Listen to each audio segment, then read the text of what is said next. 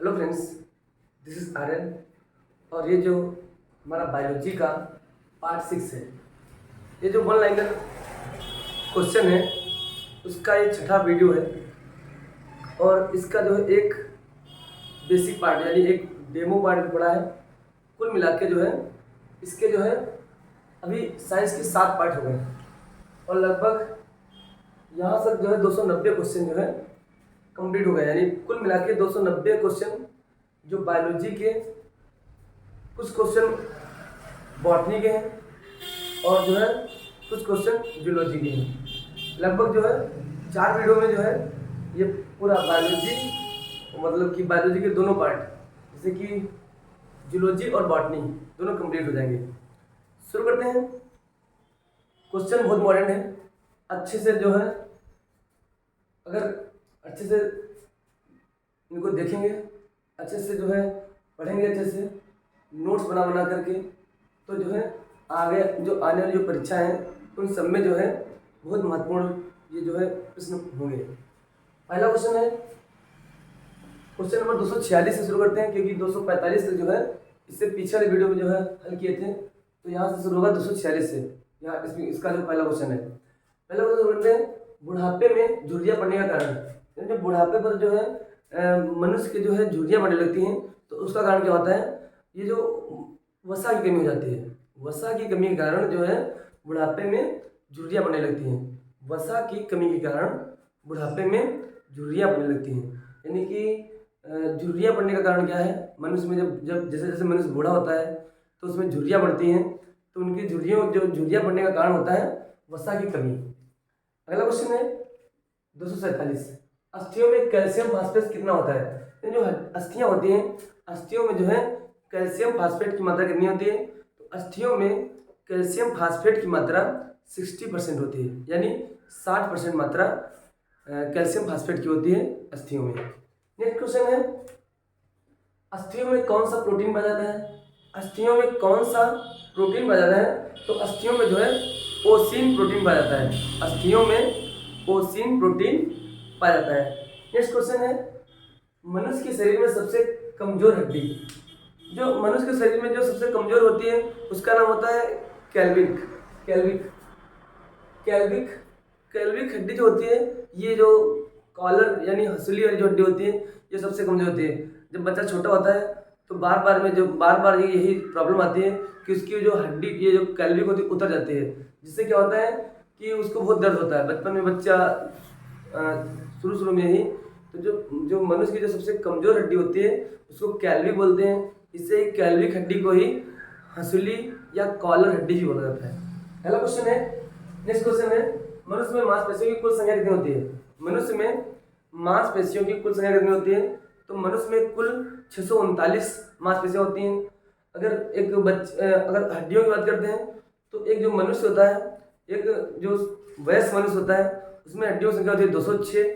लेकिन अगर कोई बच्चा शिशु है तो शिशु में जो अस्थियों की संख्या, हड्डियों की संख्या 300 लगभग होती है। 280 से 300 के बीच में जो है पाई जाती है, क्योंकि जैसे जैसे जो शिशु होता है, शिशु जैसे जैसे बड़ा होता है तो उसकी जो है अस्थियों की जो अस्थियां होती हैं, वो मतलब जो हड्डियां होती हैं वो आपस में जुड़ना शुरू कर देती हैं। और जैसे जब वो वयस्क हो जाता है तो उसमें लगभग जो है 206 ही हड्डियां बचती हैं। अगर मनुष्य में जो है हड्डियों की बात करते हैं तो कुल हड्डियां एक वयस्क मनुष्य में हड्डियों की संख्या 206, और एक शिशु में जो है हड्डियों की संख्या लगभग 300 होती है, और एक जो है एक मनुष्य में जो है मांसपेशियों की संख्या कितनी होती है? 639 639 होती है। यानी मनुष्य में मांसपेशियों की कुल संख्या होती है 639। पहला क्वेश्चन है, मांसपेशियों में कौन सा प्रोटीन पाया जाता है? मांसपेशियों में कौन सा प्रोटीन पाया जाता है? तो मांसपेशियों में जो है मायोसिन प्रोटीन पाया जाता है। Myosin protein. नेक्स्ट क्वेश्चन है, मांसपेशियों में थकान लगने का कारण क्या होता है? यानी जो मांसपेशियों में जो है थकान सी महसूस होती है, खिंचाव महसूस होता है, उसका कारण क्या होता है? उसका जो कारण होता है लैक्टिक एसिड का जमा, यानी जो लैक्टिक एसिड होता है उसके जमा हो जाने से जो है अस्थियों में यानी मांसपेशियों में क्या होता है? खिंचाव महसूस होता है। नेक्स्ट क्वेश्चन है, दांतों का अध्ययन क्या कहलाता है? दांतों का अध्ययन क्या कहलाता है? तो दांतों का अध्ययन ओडोंटोलॉजी कहलाता है। दांतों का अध्ययन ओडोंटोलॉजी कहलाता है। नेक्स्ट क्वेश्चन है, दांतों में सर्वाधिक मात्रा में पाया जाने वाला कैल्शियम, मतलब जो दांतों में जो सर्वाधिक मात्रा में जो पाया जाता है वो कैल्शियम होता है। यानी दांतों में पाया जाने वाला सर्वाधिक जो पदार्थ होता है वो क्या होता है? कैल्शियम होता है। अगर बात करते हैं मनुष्य के दांतों के कितने प्रकार होते हैं, यानी मनुष्य के जो है दांत कितने होते हैं, तो मनुष्य के दांत 4 प्रकार होते हैं। एक मनुष्य में 4 प्रकार के दांत होते हैं। उनको जो 4 प्रकार होते हैं उसमें एक होता है इंसीजर, कैनाइन, एक होता है इंसीजर, कैनाइन, मोलर, मतलब प्रीमोलर और मोलर। इंसीजर, कैनाइन, प्रीमोलर और मोलर। इसमें जो होता है इंसीजर जो होते हैं, इंसीजर की संख्या 8 होती है, यानी 4 नीचे और 4 ऊपर। कैनाइन होते हैं 4 होते हैं, यानी कुल संख्या 4 होती है, 2 ऊपर होते हैं, 2 नीचे होते हैं। और प्रीमोलर की संख्या 8 होती है, 2 ऊपर, 2 मतलब 4 ऊपर और 4 नीचे। मोलर की संख्या 12 होती है, 6 ऊपर 6 नीचे। यानी क्या होता है, दांत के प्रकार होते हैं 4 प्रकार होते हैं, इंसीजर, कैनाइन, प्रीमोलर और मोलर। कुल मिलाकर जो दांत होते हैं 32 होते हैं, और इनकी जो संख्या यानी इंसीजर 8 होते हैं, कैनाइन 4 होते हैं, प्रीमोलर 8 होते हैं और मोलर 12 होते हैं। नेक्स्ट क्वेश्चन है, स्तनधारी में सर्वाधिक दांत होते हैं, यानी ऐसा कौन सा स्तनधारी है जिसमें सर्वाधिक दांत होते हैं? तो ऐसे 2 स्तनधारी हैं, एक तो सूअर तथा एक घोड़ा। यानी सूअर और घोड़े में कुल मिलाकर 44 यानी 44 दांत होते हैं। नेक्स्ट क्वेश्चन है, मच्छरों में दांतों की संख्या होती है, यानी जो मच्छर में दांतों की संख्या कितनी होती है? 47, यानी 47 जो है दांत होते हैं कि मच्छर के। अगर गाय तथा भेड़, यानी गाय के अगर दांत होते 32 होते हैं और भेड़ों के भी दांत 32 होते हैं। मच्छर के दांत कितने होते हैं? 47, यानी मच्छर में दांतों की संख्या होती है 47, और गाय में 32 और भेड़ के भी कितने दांत होते हैं? 32 दांत होते हैं। अगला क्वेश्चन है, शरीर के किस भाग में कोई पाचन क्रिया नहीं होती है? यानी जो शरीर, यानी जो पाचन क्रिया, जैसे मुख, जैसे कि पाचन क्रिया का प्रारंभ कहाँ से होता है? तो मुख गुहा से धीरे धीरे जो है धीरे धीरे बढ़ती रहती है, और ये चलते चलते जो है ग्रास नली में, ये जो ग्रास नली में है कोई पाचन क्रिया नहीं होती है। अगला क्वेश्चन है, रक्त क्या है? रक्त क्या है? तो रक्त एक संयोजी ऊतक है, और इसका जो पीएच मान कितना होता है? 7.4, यानी रक्त का पीएच मान 7.4 होता है। और कुल यानी मनुष्य का जितना भी भार होता है, अगर एक स्वस्थ मनुष्य है तो उसके कुल भार का लगभग 7% ब्लड होता है। कुल भार का लगभग 7% जल होता है। यानी अगर कोई मनुष्य 70 किलो का है तो उसके अंदर जो है 7 लीटर, मतलब 7 लीटर क्या होगा? ब्लड होगा, रक्त होगा। नेक्स्ट क्वेश्चन है, रक्त परिसंचरण की खोज। ये क्वेश्चन जो है पहले भी करवा चुके हैं। रक्त परिसंचरण की खोज विलियम हार्वे ने की थी। विलियम हार्वे ने जो है रक्त परिसंचरण की खोज की थी। नेक्स्ट क्वेश्चन है, आरबीसी का मुख्य कार्य क्या है? तो आरबीसी जो है, आरबीसी का मुख्य कार्य ऑक्सीजन तथा CO2 का परिवहन करना। ऑक्सीजन तथा CO2 का परिवहन करना। CO2 मतलब कार्बन डाइऑक्साइड का परिवहन करना। नेक्स्ट क्वेश्चन है, रक्त का लाल होने का क्या कारण है? जो रक्त है जो लाल होता है उसके लाल होने का कारण क्या है? तो उसका लाल होने का कारण होता है हीमोग्लोबिन। यानी रक्त जो है हीमोग्लोबिन के कारण कैसा होता है? लाल होता है। और इसमें जो हीमोग्लोबिन में लोहा पाया जाता है, आयरन की मात्रा होती है। नेक्स्ट क्वेश्चन है, WBC का निर्माण कहाँ होता है? WBC का निर्माण कहाँ होता है? तो WBC का निर्माण अस्थमज्जा में होता है, और ये क्या होता है? किसी भी संक्रमण से हमको बचाता है। यानी WBC जो है किसी भी संक्रमण से हमें बचाता है। नेक्स्ट क्वेश्चन है, ब्लड बैंक में रक्त को कितने फ़ारेनहाइट पर रखा जाता है? यानी जब रक्त को जो है संरक्षित किया जाता है, ब्लड बैंक में रक्त को रखा जाता है तो उसको कितने फ़ारेनहाइट पर रखा जाता है? तो 40 डिग्री फ़ारेनहाइट पर रखा जाता है। 40 डिग्री फ़ारेनहाइट पर रखा जाता है ब्लड बैंक में ब्लड को। नेक्स्ट क्वेश्चन है, एक व्यक्ति एक बार में कितना रक्तदान कर सकता है? यानी एक व्यक्ति जो जैसे कि रक्तदान करता है कोई व्यक्ति, तो एक व्यक्ति एक बार में लगभग 200 ml ब्लड जो है रक्तदान कर सकता है। एक स्वस्थ व्यक्ति एक बार में केवल 200 ml ही ब्लड रक्तदान कर सकता है, मतलब रक्तदान कर सकता है। नेक्स्ट क्वेश्चन है, सबसे प्रमुख उत्सर्जी अंग है, जो मनुष्य के अंदर जो सबसे प्रमुख उत्सर्जी अंग होता है उसका नाम होता है वृक्क। वृक्क मतलब किडनी, यानी ये बहुत सारा, यानी बॉडी का सबसे ज़्यादा जो है ब्लड है और सब कुछ जो है छानने का काम करता है, और जो है सबसे ज़्यादा सबसे प्रमुख उत्सर्जी अंग क्या है, किडनी ही। किडनी की संख्या दो किडनियाँ होती हैं।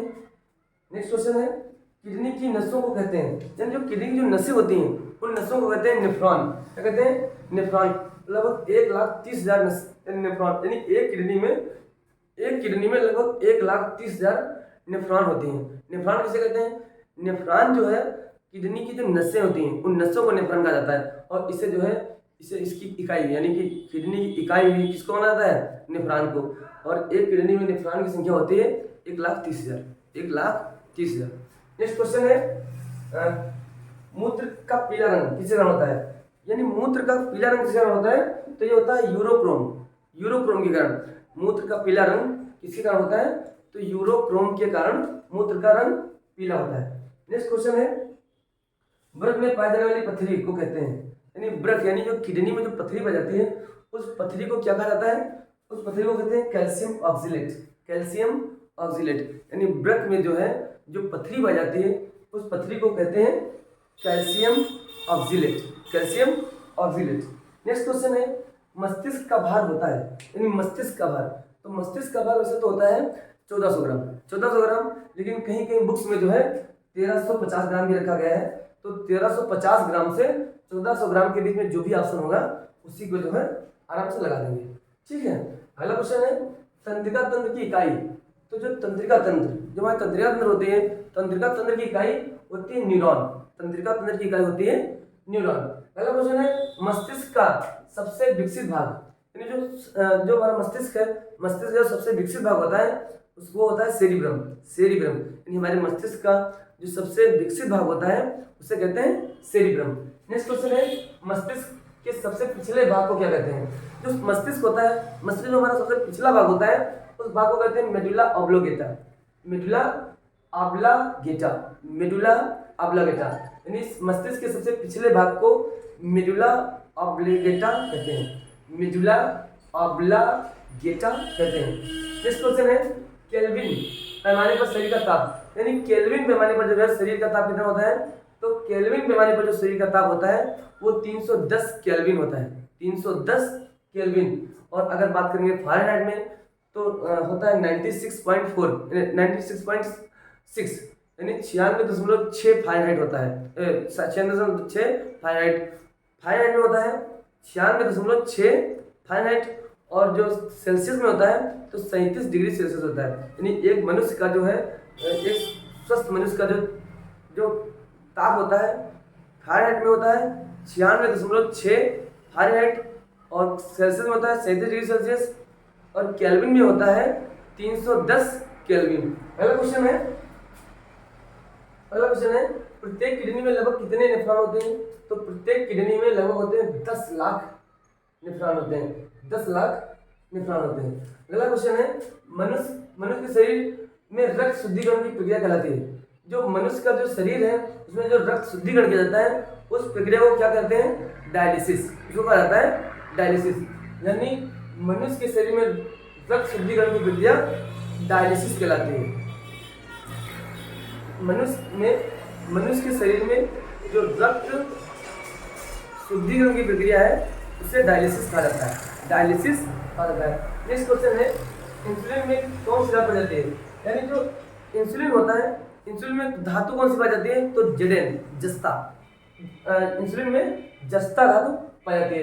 नेक्स्ट क्वेश्चन है, कृत्रिम रूप से इंसुलिन कहाँ पाया जाता है, तो अगर कृत्रिम रूप से यानी कि अगर बनाया जाता है, जो बनाया जाता है कृत्रिम रूप से इंसुलिन, वो पाया जाता है डहेलिया की जड़ों में। डहेलिया एक पौधा होता है, उस पौधे की जड़ों में पाया जाता है कृत्रिम रूप से इंसुलिन प्राप्त किया जाता है। पहला क्वेश्चन है, प्रकाश संश्लेषण की क्रिया संपन्न होती है, यानी प्रकाश संश्लेषण की क्रिया कहाँ संपन्न होती है, तो क्लोरोप्लास्ट में प्रकाश संश्लेषण की क्रिया संपन्न होती है। अगला क्वेश्चन है, लार में पाया जाने वाला टाइलिन एंजाइम क्या है, लार में पाया जाने वाला एंजाइम क्या है, लार में पाया जाने वाला एंजाइम क्या है, तो लार में पाया जाने वाला एंजाइम जो है उसका नाम है टाइलिन। लार में पाया जाने वाला एंजाइम टाइलिन कहलाता है। जठररस में कौन सा एंजाइम होता है? जो जठररस होता है, जठररस में दो एंजाइम निकलते हैं, एक तो पेप्सिन और एक रेनिन। जठररस में दो एंजाइम होते हैं, एक पेप्सिन और एक रेनिन। नेक्स्ट क्वेश्चन है, अग्नाशय में कौन सा रस पाया जाता है? अग्नाशय में कौन सा रस पाया जाता है? तो अग्नाशय में पाया जाता है ट्रिप्सिन। अग्नाशय में 3 रस पाए जाते हैं, trypsin, amylase, lipase. Trypsin, amylase, lipase. Next question है, कीटों का अध्ययन क्या कहलाता है? तो कीटों का अध्ययन एंटोमोलॉजी। एंटोमोलॉजी, कीटों का अध्ययन क्या कहलाता है? Entomology. Entomology, entomology. Next question है, पक्षियों का अध्ययन क्या कहलाता है? तो पक्षियों का अध्ययन जो है कहलाता है ऑर्निथोलॉजी। ऑर्निथोलॉजी। कीटों का अध्ययन एंटोमोलॉजी, एंटोमोलॉजी, और पक्षियों का अध्ययन ऑर्निथोलॉजी। नेक्स्ट क्वेश्चन है, सर्वाधिक मात्रा में कैलोरी होती है, यानी सर्वाधिक मात्रा में कैलोरी होती है वसा में। कहाँ होती है? वसा में। सर्वाधिक मात्रा में कैलोरी होती है वसा में। नेक्स्ट क्वेश्चन है, दूध में सफेद होने का कारण, यानी दूध जो है सफेद होता है, तो दूध सफेद होने का कारण होता है केसीन। क्या होता है? केसीन होता है, यानी केसीन के कारण दूध कैसा होता है? दूध का रंग सफेद होता है। नेक्स्ट क्वेश्चन है, लोहा अवशोषण करने में कौन सा विटामिन सहायक है? यानी लोहा को अवशोषित करने में कौन सा विटामिन आवश्यक है, मतलब सहायक है? तो ये है vitamin C. Vitamin C. Next question है, कोबाल्ट किस विटामिन में पाया जाता है? यानी कोबाल्ट जो है किस विटामिन में पाया जाता है? तो कोबाल्ट पाया जाता है B12 में। कोबाल्ट, जो कोबाल्ट है ये पाया जाता है B12, जो बी के जो बी वाले होते हैं। अच्छा, विटामिन की खोज जो है फंक ने की थी, फंक ने। नेक्स्ट क्वेश्चन है, शरीर में आयरन की कमी से होता है, यानी अगर शरीर में आयरन मतलब कि लोहे की कमी हो जाती है तो हो जाता है एनीमिया। शरीर में आयरन की कमी से एनीमिया रोग हो जाता है। नेक्स्ट क्वेश्चन है, क्लोरोफिल का मुख्य घटक है? तो क्लोरोफिल का मुख्य घटक है मैग्नीशियम। क्लोरोफिल का मुख्य घटक है मैग्नीशियम। क्लोरोफिल का मुख्य घटक मैग्नीशियम है, और शरीर में आयरन की कमी से एनीमिया रोग हो जाता है। कोबाल्ट किस विटामिन में पाया जाता है? तो B12 में जो है कोबाल्ट पाया जाता है। ये जो है लगभग क्वेश्चनों की संख्या 45-50 लगभग क्वेश्चन होंगे।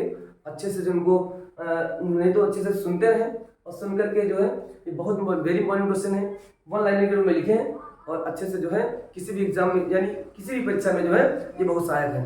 अच्छे से पढ़ते रहें। Thanks to listen me. धन्यवाद।